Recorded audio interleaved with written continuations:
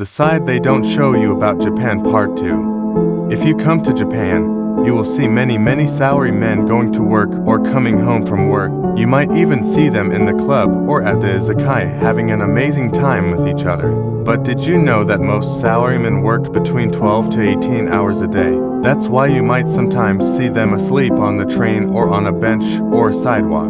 When you're hired in Japan as a salaryman, you know you will be able to be financially stable.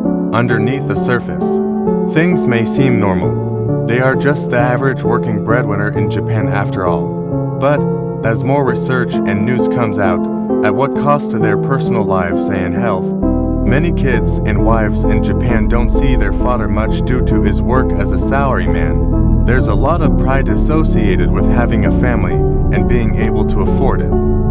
And the only way to afford it is to work these long hours. There's a certain word for being overworked to death in Japan, and it's called karshi. There is an insane percentage of salarymen who end up committing suicide and or just die due to heart failure, etc. from being overworked. Karoshi is a huge underlying problem for men and families in Japan, and statistics are skewed by corporations that don't want to be held liable. In fact, because these men don't want to burden their families so much, they opt to travel to Akigahara to kill themselves if it gets to that point.